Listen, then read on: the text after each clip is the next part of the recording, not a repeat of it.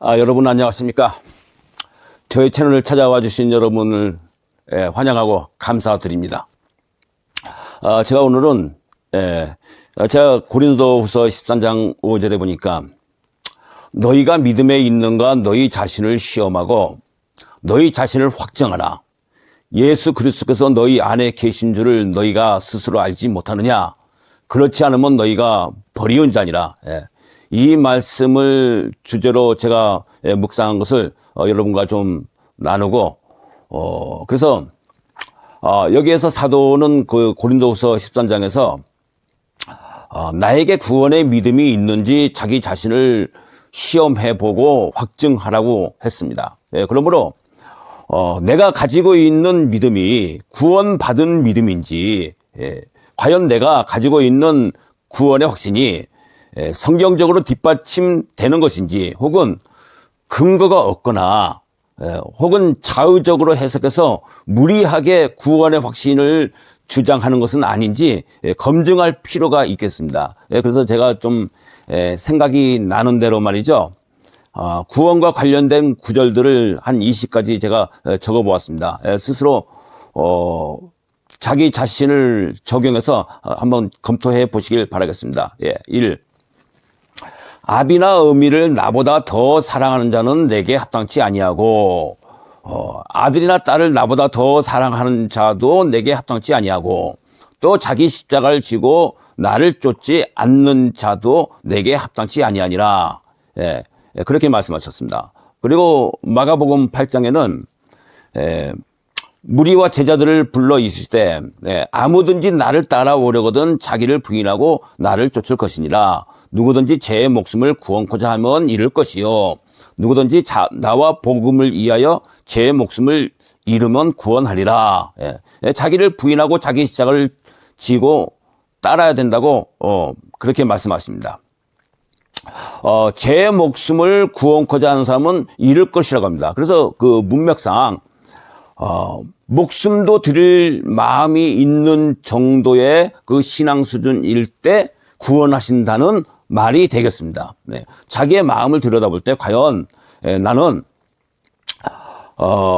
예수님을 위해서 목숨을 바칠 뜻이 있는지 자기를 부인하고 자기 십자가를 지고 섬길 뜻이 있는지를 확인할 수 있어야 되겠습니다. 왜냐하면 이런 그 제자의 길을 걷는 것이 좁은 길을 가는 것이고 그런 길을 가는 사람을 하나님이 구원하시기 때문입니다. 자기를 부인하지 않고 자기 십자가를 질 생각이 없는 사람을 단지 신앙 고백 때문에 날 위해 예수님이 십자가에 죽으신 것을 믿는다는 그런 그 싸구려 신앙 고백 때문에 하나님이 용서하시고 구원하신다는 것은 그 설득력이 없는 것입니다.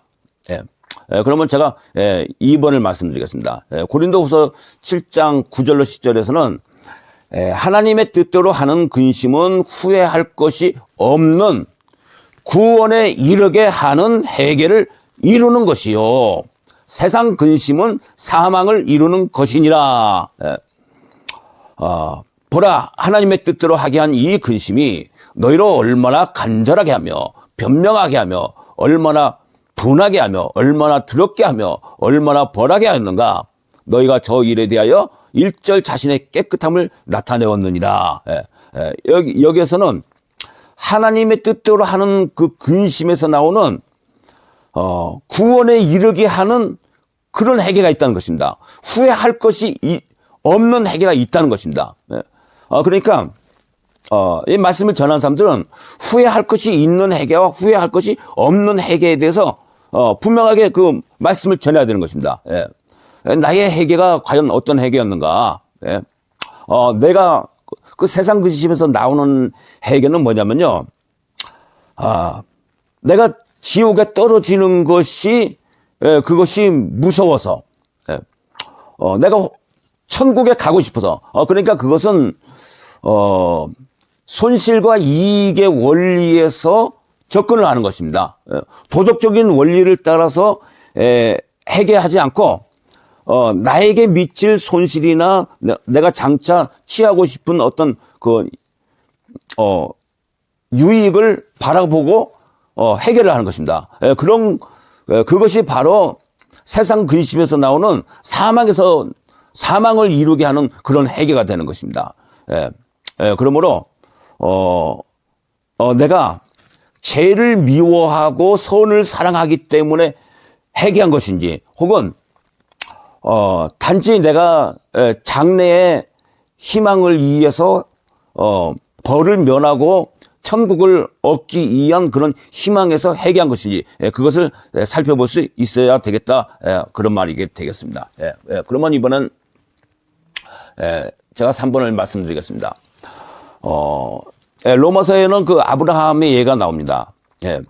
그러므로 후사가 되는 이것이, 상속자가 되는 이것이 은혜에 속하기 위하여 믿음으로 되나니, 이는 그 약속을 그 모든 후손에게 굳게 하려 하심이라. 율법에 속한 자에게뿐 아니라 아브라함의 믿음에 속한 자에게도니, 아브라함의 믿음을 가진 자에게도니, 아브라함은 하나님 앞에서 우리 모든 사람의 조상이라. 의롭다 하심을 아브라함이 믿음으로 받은 것이라는 말을 하면서 사도는 아브라함이 가진 믿음을 요구합니다. 그럼 이 아브라함이 가진 믿음은 어떤 믿음입니까? 그가 백세나 되어 자기의 몸에 죽은 것 같음과 사라의 태에 죽은 것 같음을 알고도 믿음이 약해지지 아니하고, 믿음이 없어 하나님의 약속을 의심치 않고 믿음에 견고하여서 하나님께 영광을 돌리며, 또한 약속하신 그것을 능히 이루실 줄을 확신하였으니 그러므로 이것을 저에게 의로 여기셨느니라.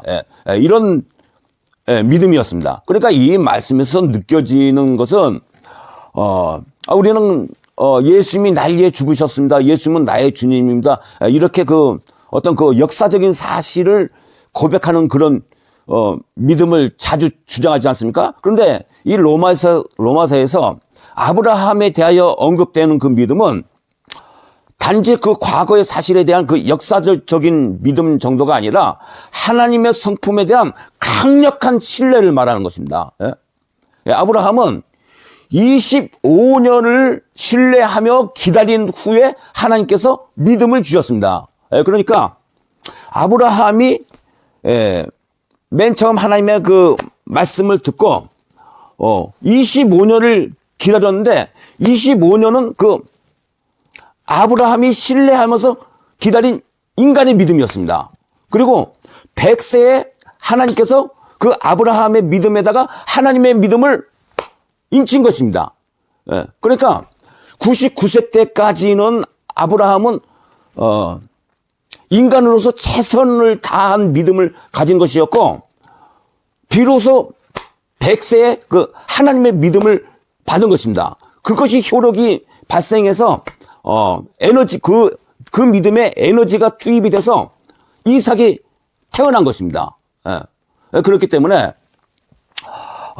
이 로마서에서 요구하는 그 아브라함의 믿음을 내가 그런 동일한 믿음을 가지고 있는 것인지, 그것을 생각을 해 보셔야 될 것 같습니다. 그러면 제가 4번을 제가 말씀을 드리겠습니다. 요한일서 그 3장 6절에는 이렇게 말합니다. 그 안에 거하는 자마다 범죄하지 아니하나니, 범죄하는 자마다 그를 보지도 못하였고 알지도 못하였느니라. 죄를 짓는 자마다 마귀에게 속하나니 범죄하는 자마다 그를 보지도 못하였고 그를 알지도 못하였느니라. 여기서 하나님을 안다는 것은 경험적인 지식을 말합니다. 그러니까 계시에 속한다고 말을 할 수 있는 것입니다. 그리고 그 요한일서 3장 9절에는 하나님께로서 난 자마다, 거듭난 자마다, 구원받은 자마다 범죄하지 아니하나니 이는 하나님의 씨가 그의 속에 거하며 저도 범죄할 수 없는 것은 하나님께로서 났습니다. 하나님께로서 난 사람은 범죄할 수 없다고 그렇게 말을 하고 있습니다.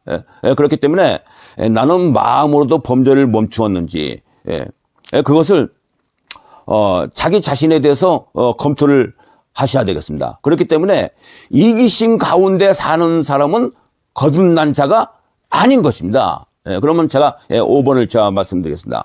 로마서 14장 17절에 보면요. 하나님의 나라에 대해서 나오고 있습니다. 예수님은 하나님의 나라를 전파하기 위해서 오시지 않았습니까? 네, 회개하라 하나님의 나라가 가까웠느니라. 이 하나님의 나라는 거듭난 자에게 주시는 그 구원을 말하는 것입니다. 하나님의 나라는 먹는 것과 마시는 것이 아니요 오직 성령 안에서 의와 평강과 희락이다. 그렇게 말을 하고 있습니다. 그런데 하나님 나라를 얻은 사람은 평강을 가지고 있다고 말을 하는데 요한복음 14장에 보니까 평안을 너희에게 끼치노니 나의 평안을 너희에게 주노라. 내가 너희에게 주는 것은 세상이 주는 것 같이 아니하니라. 너희는 마음에 근심도 말고 두려워하지도 말라. 예수님께서 예수님의 평안을 믿는 자에게 주신다고 말씀하십니다. 그렇기 때문에 세상에 줄 수 없는 그런 평강이 우리에게 있는지 그것을 살펴보셔야 됩니다. 그래서 그것을 검토하시고 검증을 해야 되는 것입니다. 믿는 자에게 그런 그 평강이 주어지는 또 하나의 이유는 말이죠. 사랑 안에 두려움이 없고 온전한 사랑이 두려움을 내어 쫓느니라. 그렇게 말하지 않습니까? 그렇기 때문에 하나님의 나라가 이루어지는 사람은 그러한 평강이 있는 것입니다. 하나님께서 주시는 그 예수님 안에 있는 그 평강이 그 사람의 마음을 주장하는 것입니다. 그래서 우리가 가난하든지 부하든지 내가 지금 어떤 굉장히 안 좋은 상황에 처해 있든지 혹은 그 다윗의 그 말대로 말이죠. 산이 뽑혀서 바다에 던지우는 그런 천재지변이 있든지 오히려 나의 마음은 안연하리로다. 그런 평강이 진정으로 거듭난 자를 주장하는 것입니다. 그러므로 그것을 검토해 보시기를 바라겠습니다. 그러면 제가 5번에 이어서 또 말씀드리겠습니다. 의와 평강과 희락이라고 했는데 하나님의 나라는 먹는 것과 마시는 것이 아니고 의와 평강과 희락이라고 했는데 이 희락은 하나님이 주시는 기쁨을 말하는 것입니다. 예수님 안에 있는 그런 기쁨이 있는지 그것을 검토해 보셔야 되겠습니다. 내가 이것을 너희에게 이르면 내 기쁨이 너희 안에 있어 너희 기쁨을 충만하게 하려 함이니라. 그러니까 예수님의 기쁨, 하늘의 기쁨이 거듭난 자에게 초자연적으로 역사하는 것입니다. 우리는 이 세상에서 어떤 내가 기뻐할 만한 어떤 경사가 있다든지 그런 어떤 일이 있어야 이 세상에서 기뻐하지 않습니까? 그런데 거듭난 자는요, 하나님께서 초자연적으로 기쁨을 주시는 것입니다. 그러니까 이것은요, 예수님께서 우리 안에 들어오시기 때문에 그런 기쁨이 생기는 것입니다. 우리가 이 세상에서 처녀 총각이 서로 좋아하면요, 옆에 있기만 해도 그 기분이 좋아지지 않습니까? 그러니까 예수님이 우리 안에 들어오시면 말이죠. 그 예수님이 가지고 있는 그 기쁨을 우리와 공유하는 것입니다. 우리는 예수님과 부부가 되는 거예요. 그리고 이 기쁨은 항상 동일한 정도인 것은 아니고 어떤 때는 그 기쁨이 강하고 어떤 때는 약해지고 어떤 때는 그런 그 하늘의 기쁨이 전혀 없을 수도 있습니다. 누군가가 불행을 당했는데 기쁨이 충만하다고 막 웃으면 되겠습니까? 그와 같이 성령님께서 예수님의 영이 우리 안에서 우리에게 주시는 그 기쁨의 양을 조절을 하시는 것입니다. 그렇기 때문에 여러분 그런 의와 평강과 희락이라고 했는데 그것이 그 거듭난 자의 표징인 것입니다. 그것이 있는지 여러분 그것을 검토하셔야 되겠습니다. 그리고 제가 또 7번일 때 말씀드리겠습니다. 믿음이 오기 전에 너희가 율법 아래 매인 바 되고 계시될 믿음의 때까지 갇혔느니라. 이와 같이 율법이 우리를 그리스도에게로 인도하는 몽학 선생이 되어 우리로 하여금 믿음으로 말미암아 의롭다함을 얻게 하려 함이니라. 이렇게 말을 하고 있습니다. 우리 주 예수, 또 에베소서에는 우리 주 예수 그리스도의 하나님 영광의 아버지께서 지혜와 계시의 영을 너희에게 주사 하나님을 알게 하시고 지혜와 계시의 영을 주셔야 우리가 하나님을 알게 된다고 그렇게 말하고 있습니다. 그리고 갈라디아서에는 믿음이 계시가 된다고 그렇게 말하고 있습니다. 그렇기 때문에 내가 가지고 있는 그 믿음은 하늘에서 초자연적으로 계시를 통해서 온 믿음인가, 아니면은 내가 그냥 성경 공부해가지고 목사님의 설교를 통해서 어떤 그런 그 인간적인 수단을 통해서 학습된 믿음인가, 그것을 구별할 수 있어야 되는 것입니다. 그러면 이번엔 또 8번 제가 말씀을 드리겠습니다. 베드로후서에는 맨 처음에 1장 1절의 시작이 이렇게 말하고 있습니다. 예수 그리스도의 종과 사도인 시몬 베드로는 우리 하나님과 구주 예수 그리스도의 의를 힘입어 동일하게 보배로운 믿음을 우리와 같이 받은 자들에게 편지하노니, 동일한 보배로운 믿음이라고 말하고 있습니다. 사도들도 믿음을 받았다고 말합니다. 사도들도 말했죠. 예수님부터 수도 없이 그 교육을 받지 않았습니까? 근데 예수님부터 그 배운 믿음이 아니고 받은 믿음이에요. 그러니까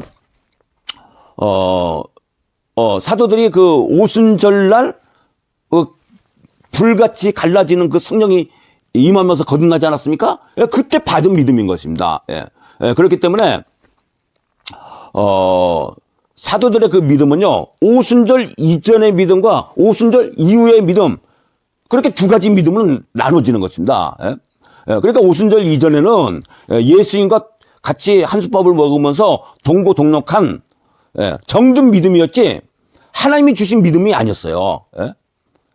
예수님과 같이 매일 같이 밥을 먹고 같이 생활을 했음에도 불구하고 예수님으로부터 믿음을 받지는 못했습니다. 그냥 교육받은 믿음이에요.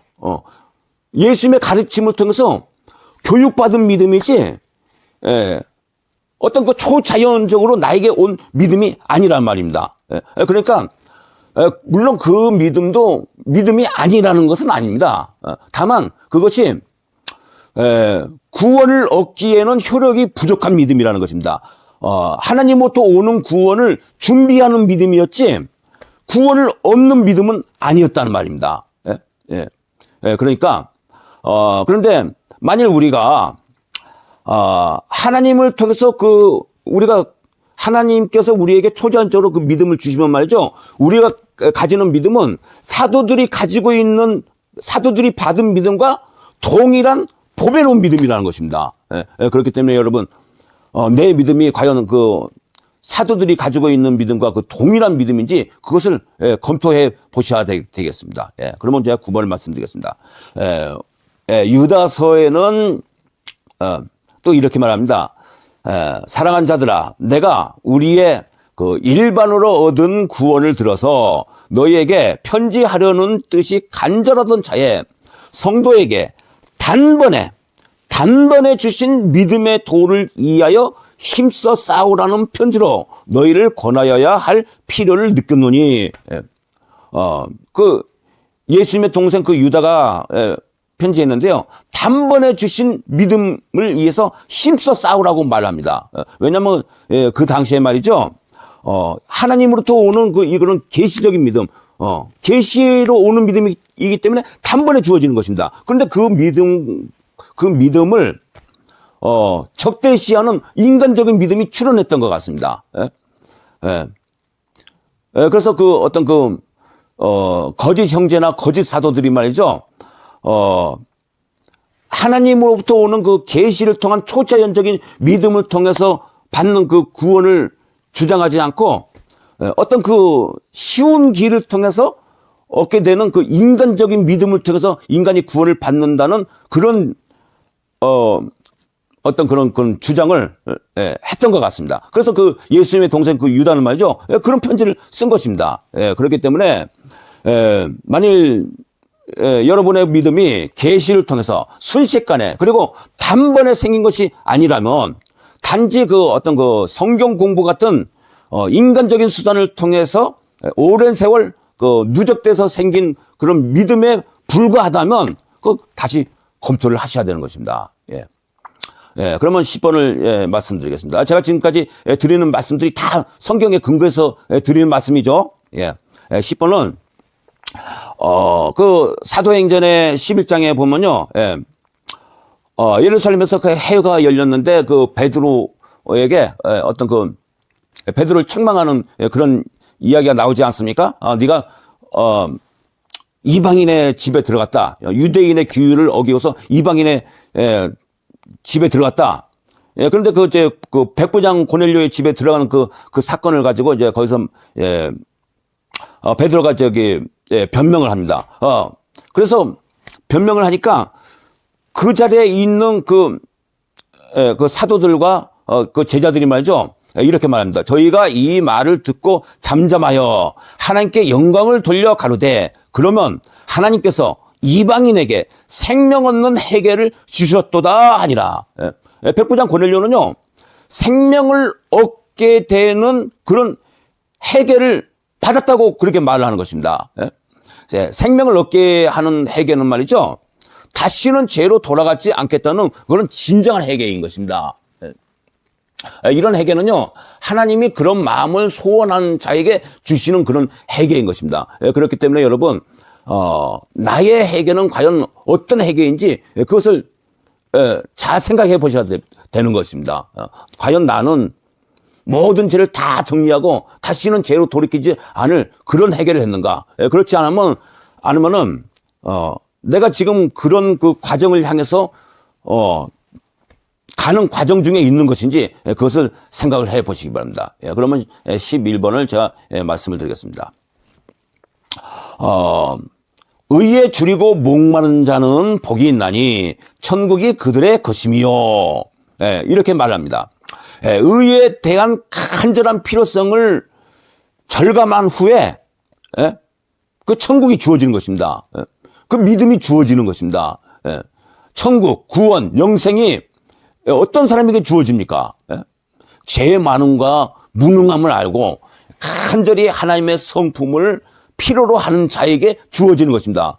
그냥 내가 뭐 신앙 고백하면 주어지는 것이 아니고 자기 자신의 그 부족함을 알고 거룩하게 되기를 간절히 소원하는 자에게 주어지는 것입니다. 그렇기 때문에 모든 사람에게 그 구원이 주어지지도 않고 또 아무에게나 그 구원이 주어지는 것이 아닌 것입니다. 좁은 문과 좁은 길을 계속해서 놓고 하고 그 길을 가는 사람에게 하나님이 어느 날 그 사람에게 그 믿음과 구원을 주시는 것입니다. 그러면 12번은 또 가늠치 말라 하였다는 것을 너희가 들었으나 나는 너희에게 이르노니 여자를 보고 음욕을 품는 자마다 마음에 이미 가늠하였느니라. 만일 내 오른눈이 너로 실족하게 하거든 빼어내버리라. 너의 백체 중 하나가 없어지고 온몸이 지옥에 던지지 않는 것이 유익하며. 또 옛사람에게 바란 바 살인치 말라. 누구든지 살인하면 심판을 받게 되리라 하였다는 것을 너희가 들었으나 나는 너희에게 이르노니 형제에게 노하는 자마다 심판을 받게 되고 형제에 대하여 나가라 하는 자는 공회에 잡히게 되고 미련한 놈이라 하는 자는 지옥불에 들어가게 되리라. 이렇게 말을 하고 있습니다. 그러니까 여자를 보고 음욕을 품는 자는 마음에 이미 가늠했는데 그 뒤 이어서 나오는 말씀은 백체 중 하나가 없어지고 내 오른눈을 빼버려라. 너의 백체 중 하나가 없어지고 온몸이 지옥에 던지지 않는 것이 유익하다. 그렇게 말을 하고 있습니다. 그러니까 마음으로도 간음을 하면은 그 사람이 지옥에 던져진다는 말입니까? 던져지지 않는다는 말입니까? 여기에 무슨 예사항을 예수님이 말씀하시지 않았습니다. 만일 너희가 신앙 고백을 하면 나에게 주님이라고 하면 혹은 내가 너희를 위해서 죽을 텐데 나를 위해서 죽으신 예수님을 믿습니다. 그렇게 말을 하면 오른눈을 빼지 않아도 된다. 그래도 지옥에 던지지 않을 것이다. 그런 뉘앙스가 없습니다. 그렇기 때문에 눈으로 혹은 마음으로 간음한 자는 지옥에 던져진다고 말을 하는 것입니다. 예. 그리고 형제를 대해서 말이죠. 애정이 없이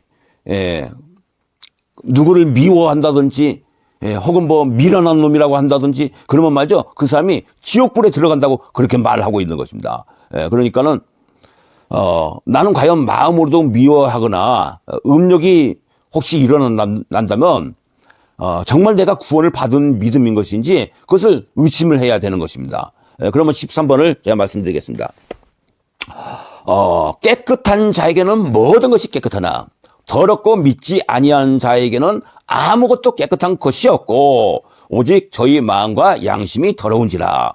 저희가 하나님을 시인하나 행위로는 부인하니 가증한 자여 복종치 아니하는 자여 모든 선한 일을 버리는 자니라. 이렇게 말하고 있습니다. 여기 두 종류의 사람이 나옵니다. 모든 것이 깨끗한 사람, 그리고 또 한 종류는요, 아무것도 깨끗한 것이 없는 사람. 이렇게 두 종류의 인간이 소개가 되고 있습니다. 거듭난 사람은요, 모든 것이 다 의로운 행위가 되는 것입니다. 그러나 거듭나지 않은 죄인은요, 아무것도 깨끗한 것이 없는 것입니다. 그럼 왜 그러냐면, 거듭난 사람은 그 사람에게 성령이 주어져서 그 사람이 하는 모든 행위가 말이죠, 하나님을 사랑하고 이웃을 사랑하는 그 애정이 동기가 되어서 나오는 것입니다. 말이나 생각이나 행동이나 이게 말이죠, 애정의 사랑의 원리로 그것이 행해지는 것입니다. 그런데 거듭나지 않은 죄인들은요, 그런 게 아니에요. 거듭나지 않은 죄인들은 이기심의 원리로 살아가기 때문인 것입니다. 그렇기 때문에 만일 여러분이 어떤 내가 정말 하나님을 사랑하고 이웃을 사랑하는 그 사랑의 원리로 살고 있다면 여러분 분명히 거듭난 사람이 맞습니다. 구원받은 백성인 것이 맞습니다. 그러나 어떤 그 이기심의 원리가 내가 지옥에 떨어지면 안 되니까 내가 축복을 받아야 되니까 이런 그 이기심의 원리라면 그러면 그것은 또 다시 그것을 검토를 해봐야 되는 것입니다. 그건 구원받은 게 아닌 것입니다. 죄에서 구원받은 게 아니에요. 그 이름을 예수라 하라. 이는 그가 자기 백성을 그들의 죄에서 구원할 자이십니다. 예수님의 직임이 뭐냐면요, 죄인들을 죄에서 구원하는 거예요. 우리를 멸망해서 구원하는 것은 그 다음 일입니다. 죄에서 먼저 구원하지 않으면서 어떻게 멸망해서 구원할 수 있겠습니까? 그러면 14번을 제가 말씀드리겠습니다. 진정으로 회개하고 예수님을 믿고 용서와 구원을 받은 사람은 자신이 지은 그 과거의 죄를 생각할 때 말이죠, 주님이 해결해 주셨다는 그 믿음에서 나오는 그런 안도감이 있는 것입니다. 하나님께서 하나님의 아들의 죽음을 통해서 확실하게 나를 용서하시고 나를 구원하셨다. 이런 그 확신이 있는 것입니다. 그렇기 때문에 그러한 용서를 받은 사람은요, 자신의 그 과거의 죄를 회상할 때 말이죠, 두렵거나 혹은 뭐 불편한 마음이 아닌 편안한 마음으로 자기의 죄를 볼 수 있는 거예요. 과거의 죄에 대해서 편안한 마음으로 그것을 보고 하나님께 감사를 드리는 것입니다. 그렇기 때문에 여러분이 그 과거의 죄에 대한 나의 그 정서가 어떤 상태인지 그것도 검토를 해 보시기 바라겠습니다. 그러면 15번. 육신에 있는 자는 육신의 일을, 영에 있는 자는 영의 일을 생각하나니 육신의 생각은 하나님과 원수가 되나니 이는 하나님의 법에 굴복지 아니할 뿐 아니라 할 수도 없습니다. 육신의 생각은요, 모든 일에서 자신의 유익을 도모하는 정신입니다. 그리고 이 육신의 생각을 가진 사람은요, 하나님과 원수가 되는 것입니다. 그러니까 육신의 생각은, 아까와도 이게 뭐 연결되는 말씀이 되는 것 같은데, 육신의 생각은 한마디로 말을 하면요, 어떤 자기 자신을 배려하는 정신을 말하는 것입니다. 그것이 뭐 영적인 일이든지, 혹은 뭐 물질적인 일이든지, 이 세상 일이든지, 이 세상 이후의 일이든지, 무슨 일이든지 간에 나의 유익을 고려하는 정신. 그렇기 때문에, 그런 사람은요, 어떤 그 이기적인 이유가 있어서 어떤 일들을 행하는 것입니다. 그렇기 때문에 내가 어떤 사람이 기도를 하는데 열심히 기도를 한데 그 열심히 기도를 해야지 자신이 축복을 받을 수 있다든지 어떤 그 배경에 말이죠. 그런 정신이 깔려 있는 거예요. 그렇기 때문에 기도를 하든지 봉사를 하든지 헌금을 하든지 무엇을 하든지 간에 그것이 하나님에 대한 애정에서 나오는 것인지 혹은 그 자기 자신을 배려하는 정신에서 나오는 것인지 그것을 살펴보시기 바라겠습니다. 그러면 17번. 마태복음 13장에 보면요. 그 천국의 비유가 나오는데요. 또 천국은 마치 좋은 진주를 구하는 장사와 같으니 극히 값진 진주 하나를 만남에 가서 자기의 소유를 다 팔아 그 진주를 샀느니라. 천국이 진주이고 또 예수님이 진주입니다. 예수님은요 극히 값진 진주인 것입니다. 그런데 이 말씀에서 자신의 모든 소유를 다 팔아 그 진주를 샀느니라. 그러니까 이 말은 무슨 말이냐면요. 내가 그 구원을 얻는 믿음을 통해서 예수님을 영접하게 되기까지는 말이죠. 어떤 그 좁은 길의 과정에서 말이죠. 나의 모든 것을 하나님께 바치는 그런 행위가 있었다는 것입니다. 그러니까 그것은 어떤 그 율법적인 행위를 말을 하는 것이 아니고 나의 마음 자세를 말하는 것이죠. 그러니까 나의 의지, 나의 영향력 혹은 뭐 나의 미래 이 모든 것이 하나님께 양도되었는지 그것을 살펴보십시오. 왜냐하면 그런 사람이 극히 값진 진주이신 예수님을 만난다고 성경이 말을 하고 있기 때문인 것입니다. 그러면 18번. 그리스도 예수 안에서는 할례나 무할례가 아무 효력이 없되 사랑으로 역사하는 믿음뿐이니라. 여러분이 주장하는 그 믿음이 사랑으로 역사하는 믿음인지 혹은 그보다 못한 믿음인지 그것을 또 생각해 보셔야 되겠습니다. 아가페 사랑으로 역사하는 그 종교는요 기독교에만 있는 것입니다. 예수님이 없었던 그 유대교에도 말이죠 아주 극소수의 사람들이 그 아가페 사랑을 가졌지만은 일반적으로는 없었습니다. 그러니까 이 아가페 사랑은요 예수님이 오시고 난 이후에 이 아가페 사랑이 세상에 출현을 하게 된 것입니다. 만약 예수님이 십자가에 못 박혀 죽지 않으셨다면 이 아가페 사랑은 그것은 출현이 불가능하든지 아니면 굉장히 어렵든지 그렇게 될 것입니다. 만일 우리에게 그 아가페 사랑이 없다면 말이죠. 그러면 거듭난 믿음이 아니고 그냥 유대인들 정도의 믿음과 똑같은 것입니다. 그보다 나은 믿음이 아닌 거예요. 그리고 이제 19번을 제가 말씀드리겠습니다. 나의 의가 바리새인의 의보다 더 나은 의인지를 좀 생각을 해봐야 되겠습니다. 제가 그 생각할 때 제 추측에 뭐 제가 그 통계를 보진 않았는데 신부님은 가톨릭의 신부님은 평신도들 한 100명 중에서 1명 정도 될 것 같고 그리고 개신교의 목사님은 평신도 한 30명 정도 중에서 1명 되지 않나 30대 1 그런 그 정도 되지 않나 그렇게 이제 생각을 합니다. 그런데 하나님을 섬기는 그 유대교가 국교인 그 이스라엘에서 바리새인들은 말이죠. 평신도 그 1000명 중에서 1명 정도의 그 비율로 뽑혔던 것입니다. 그런데 예수님이 말씀하시기를 너희 의가 서기관과 바리새인들의 의보다 더 낫지 못하면 결단코 천국에 들어가지 못하리라. 그렇게 말씀하셨습니다. 그러면 여러분의 의는 객관적으로 그리고 정직하게 말해서 1000명 중에 1명 뽑혔던 그 바리새인들의 의보다 더 낫겠습니까?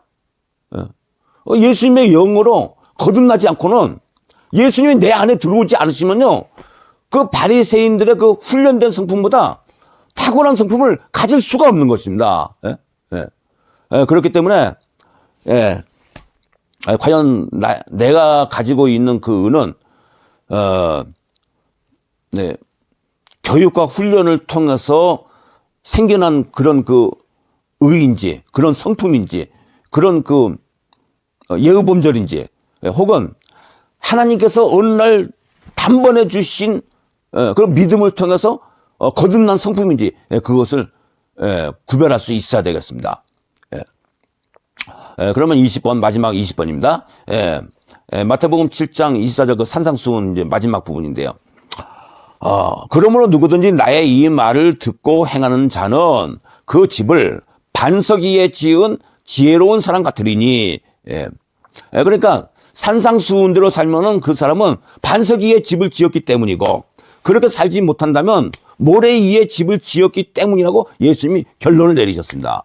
그렇기 때문에 만일 여러분이 저나 여러분이 그 산상수훈에 나오는 그 예수님의 그 계명대로 살고 있는 것인지, 혹은 그보다 못한 삶을 살고 있는지, 그것을 구별할 수 있어야 되겠습니다. 만일 내가 그보다 못한 삶을 살고 있다면 나의 믿음이 반석 위에 세워진 믿음이 아닌 것입니다. 제가 지금까지 그 참된 구원에 대해서 말씀드렸습니다.